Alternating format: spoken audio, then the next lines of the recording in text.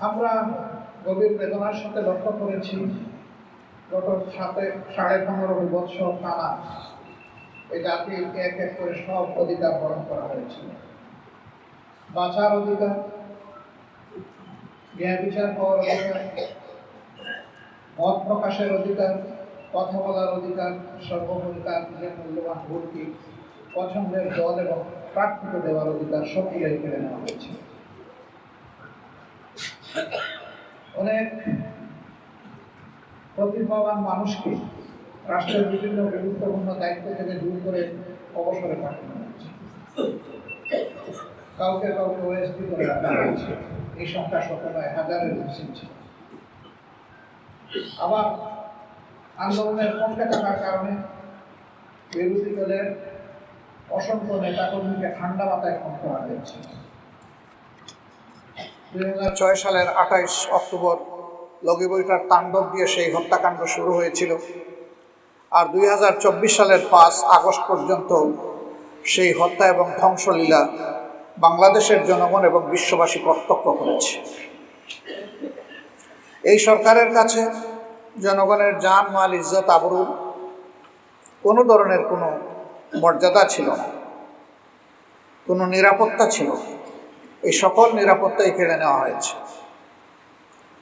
আমরা শ্রদ্ধার সাথে স্মরণ করি বিডিআরের তৎকালীন বিডিআরের সদর দপ্তর পিলখানায় যে 57 জন কমিটেড চৌকস সেনা অফিসারকে হত্যা করা হয়েছিল। আল্লাহ তাদেরকেও শহীদের মর্যাদা দান করুন। এরপরে আঘাতটা দেওয়া হয়েছিল বাংলাদেশ জামাত ইসলামীর উপর। আমাদের 2 জন সাবেক আমিরে জামাত জনাব অধ্যাপক গোলাম আজম রাহিমাহুল্লাহ, শহীদ মৌলানা মতিউর রহমান নিজামী সহ তাদের 11 জন সহকর্মীকে নির্মমভাবে বিচারের নামে প্রহসন করে হত্যা করা হয়েছে। আমরা এর প্রতিবাদ তখনও করেছি, এখনও প্রতিবাদ জানাই, এবং আমরা আল্লাহ তাআলার দরবারে দোয়া করি আল্লাহ তাদেরকে মর্যাদাবান শহীদ হিসাবে কবুল করুন। পাশাপাশি আমরা 1 জুলাই এই বছরের আগেই 500-র অধিক আমাদের সহকর্মীকে সারা দেশে হারিয়েছি। তাদের মধ্যে নারীরা আছেন, পুরুষরা আছেন, শিশু, আবাল, বৃদ্ধ বনিতা আছেন, এবং বয়স্ক মানুষদেরকেও তারা ছাড় দেয়। মহান রবের দরবারে দোয়া করি আল্লাহ তাদেরকেও শহীদ হিসাবে কবুল করুন। এর পাশাপাশি বিরোধী দলের অন্যান্য যাদেরকে হত্যা করা হয়েছে একই অবস্থা তাদের ক্ষেত্রে ছিল, যদিও নেতৃত্বের ক্ষতিটা সবচেয়ে বেশি হয়েছে বাংলাদেশ জামাত ইসলামী। এই ক্ষতিটা অন্য কোনো দলের হয়নি। আমরা এরকম নির্যাতনের শিকার হয়ে স্বৈর শাসকের হাতে দুনিয়া থেকে যারা বিদায় নিয়েছেন তাদের আত্মার মাগফিরাত কামনা করছি, এবং আল্লাহ তাআলার দরবারে তাদেরও শাহাদাত কামনা করছি। আমাদের দলের বাইরেও যারা পঙ্গু হয়েছেন, আহত হয়েছেন, ক্ষতবিক্ষত হয়েছেন, বিভিন্নভাবে ক্ষতিগ্রস্ত হয়েছেন, তাদের জন্য মহান দরবারে কল্যাণের দোয়া করছি। অসংখ্য আলিম ওলামা যাদের উপরে আঘাত দেওয়া হয়েছিল মূলত 13 সালে 5ই মে শাপলা চত্বরকে কেন্দ্র করে একটা শান্তিপূর্ণ সমাবেশের রাতের অন্ধকারে কীভাবে ঝাঁপিয়ে পড়া হয়েছিল তার সাক্ষী এদেশের জনমানুষ এবং বিশ্ববাসী। কতজন মানুষকে সেদিন খুন করা হয়েছিল তার হদিস আজও পাওয়া যায়। কোথায় তাদেরকে নিয়ে গায়েব করা হয়েছে লাশগুলো, তাদের পরিবার তা জানতে পারে না। এরপরে আবার 21 সালে একই তাণ্ডব অসংখ্য আলিম উলামা হেফাজতের নেতৃবৃন্দের উপরে চালানো হয়েছিল। হাজার হাজার মামলা দিয়ে লক্ষ লক্ষ মানুষকে জেলে নেওয়া হয়েছে। কার্যত আমাদের বাড়িঘর জেলেই পরিণত হয়েছিল। জেলের ভিতরেও জেল, বাইরেও জেল, গোটা দেশটাই একটা কারাগারে পরিণত হয়েছিল। অনেক বিবেকবান নিরীহ মানুষ এই তাণ্ডবের কারণে তখন দেশ ছেড়ে ভিন্ন দেশে তারা ঠিকানা খুঁজতে বাধ্য হয়েছিলেন। অনেক প্রতিভাবান সাংবাদিক তাদের বিবেকের জায়গা থেকে রিপোর্ট করার কারণে এই দেশে তারা নিরাপদ থাকতে পারেননি বলে অনেককে দেশ ছেড়ে চলে যেতে হয়েছে। 13 সালে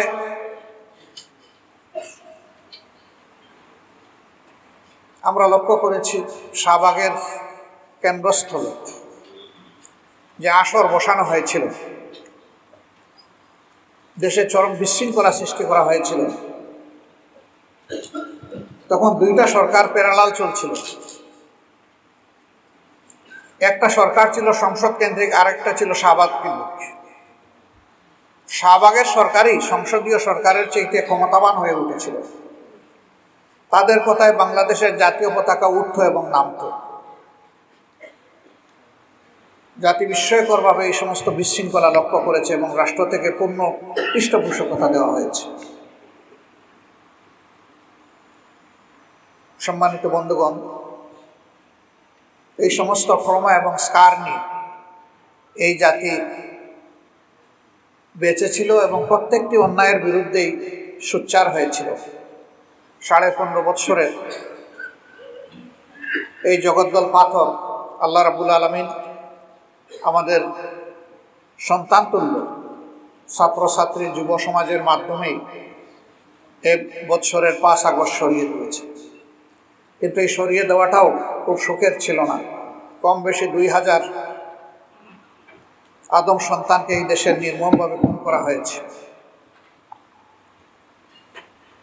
স্থল থেকে খুন করা হয়েছে, আকাশ থেকেও গুলি করে খুন করা হয়েছে। এই যেন জাতির বিরুদ্ধে সরকারের যুদ্ধ ছিল। আমরাও তাদের সকলের প্রতি গভীর শ্রদ্ধা নিবেদন করছি আরেকবার। তাদের সীমাহীন ত্যাগের বিনিময়ে আজকের এই বাংলাদেশ, নূতন বাংলাদেশ।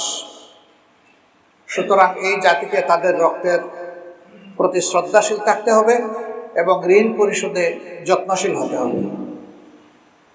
আমরা প্রতিশ্রুতিবদ্ধ, আমরা আমাদের সন্তানদের, নাগরিকদের এই রক্তে এর মর্যাদা আমরা দিতে চাই।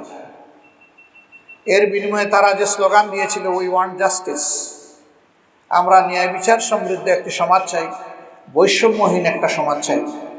সেই বৈষম্যহীন এবং ন্যায় বিচার সমৃদ্ধ সমাজ গড়তে হলে সুষ্ঠু নির্বাচনের মধ্য দিয়ে কাউকে না কাউকে এদেশের দায়িত্ব তুলে নিতে হবে হাতে। এই সুষ্ঠু নির্বাচনকে সামনে রেখে আমরা বর্তমান ইন্টারিম গভর্নমেন্টের কাছে দাবি জানিয়েছিলাম যে আপনারা কতিপয় গুরুত্বপূর্ণ বিষয়ে আপনাদেরকে সংস্কার সাধন করে সুষ্ঠু নির্বাচনের জন্য সমতল মাঠ তৈরি করতে হবে। এর জন্য একটি রোডম্যাপ দরকার। এরপরে আমরা বলেছিলাম যে সংস্কারের এই মৌলিক বিষয়গুলা সম্পন্ন হওয়ার সাথে সাথেই নির্বাচন অনুষ্ঠানের পদক্ষেপ আপনাদেরকে নিতে হবে। আবারও আমরা একই কথা তাদেরকে বলব। পাশাপাশি সুষ্ঠু নির্বাচনের অন্যতম মৌলিক দুটি বিষয় অঙ্গাঙ্গিভাবে জড়িত। একটি হচ্ছে রাষ্ট্রের সকল প্রাপ্তবয়স্ক নাগরিককে ভোটার তালিকায় অন্তর্ভুক্ত হওয়ার সুযোগ সৃষ্টি করে দেওয়া। দ্বিতীয়টি হচ্ছে বিগত সরকার জুলুম করে বহু জায়গায় তৎকালীন বিরোধী দলে যারা ছিলেন তাদের এলাকাগুলোকে টার্গেট করে আসন সংখ্যা কমিয়ে দিয়েছে, আসন পুনর্বিন্যাসের নামে জুলুম করেছে। এগুলাকে আবার পুনর্বিন্যাস করা লাগবে বিবেক এবং বাস্তবতার আলো। এই ভোটার তালিকায় আমরা নিশ্চয়ই সবাই একমত হব। গত 3টি ভোট পর পর কোনো ভোটই না হওয়ার কারণে এদেশের মানুষ ভোটের প্রতি তাদের আস্থা হারিয়ে ফেলেছিল। অসংখ্য যুবক যুবতীর বয়স হয়েছে ভোট দেওয়ার, কিন্তু তারা ভোটার হওয়ার আগ্রহী তারা অন্তরে ধারণ করত না।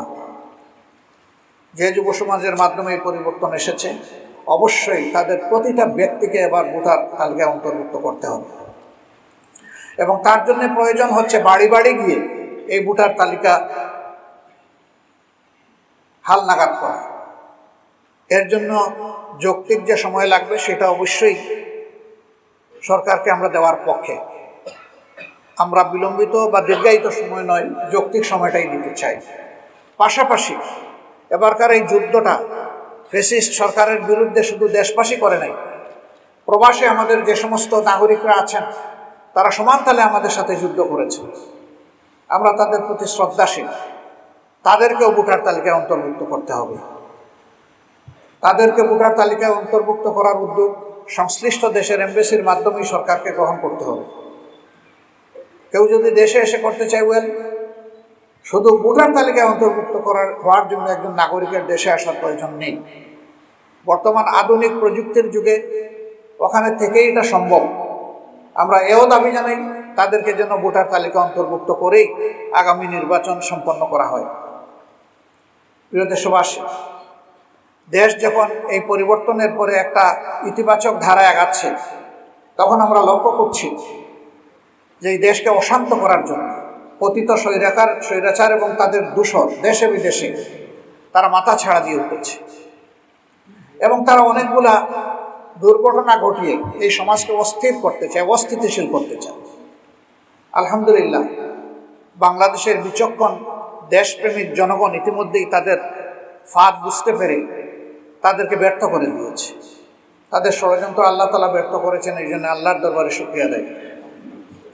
তাদের এই অপপ্রয়াস জাতিকে আরেকবার মজবুতভাবে ঐক্যবদ্ধ করে দিয়েছে।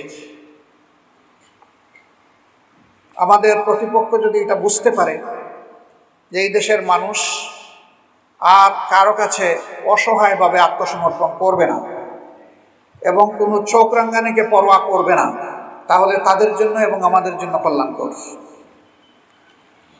আমরা একটা সুন্দর, শান্তিপূর্ণ, মানবিক দেশ চাই। আমরা একটা দুর্নীতিমুক্ত দেশ চাই। আমরা একটা জাস্ট সোসাইটি চাই, সুবিচারপূর্ণ একটা সোসাইটি চাই। এবং আমরা আমাদের যুবকদেরকে এদেশের উন্নয়নের কারিগর হিসেবে আমরা প্রতিষ্ঠিত করতে চাই। সমাজ পরিচালনার দায়িত্ব আমরা ক্রমান্বয়ে তাদের হাতে তুলে দিতে চাই। সেই বাংলাদেশ গঠনে, এমন একটি নতুন বাংলাদেশ, মানবিক বাংলাদেশ গঠনে আমরা নারী পুরুষ নির্বিশেষে সকলের প্রতি সম্মান রেখে সকলকে মর্যাদার আসনে প্রতিষ্ঠিত করার লক্ষ্যে আমাদের যে প্রয়াস, সেই প্রয়াসে আমরা দেশবাসীর পরামর্শ চাই, দোয়া চাই, ভালোবাসা চাই, সমর্থন চাই, পাশে চাই, সাথে চাই। আমরা আশাবাদী প্রিয় দেশবাসীর সহযোগিতা পেলে ইনশাআল্লাহ একটা কাঙ্ক্ষিত বাংলাদেশ গঠন করা সম্ভব হবে। এই জন্যে আমরা দেশপ্রেমিক সকল শক্তির প্রতি উদাত্ত আহ্বান জানাবো। জাতীয় স্বার্থের জায়গায় আমরা যেন কখনো বিভক্তিতে লিপ্ত না হই, বরঞ্চ আমরা যেন ঐক্যবদ্ধ থাকি। জাতি ঐক্যবদ্ধ থাকলে জাতির বিরুদ্ধে যারা ষড়যন্ত্র করবে তারা অবশ্যই ব্যর্থ হবে। আল্লাহ তাদেরকে ব্যর্থ করে দেবেন ইনশাআল্লাহ। তাই আরেকবার আমি জাতিকে জাতীয় স্বার্থে দল মত ধর্মের ঊর্ধ্বে উঠে ঐক্যবদ্ধ থাকার আহ্বান জানিয়ে আমার উদ্বোধনী কথা এখানেই শেষ করছি। আল্লাহ হাফিজ। বাংলাদেশ জিন্দাবাদ। বাংলাদেশ জামাত ইসলামী জিন্দাবাদ।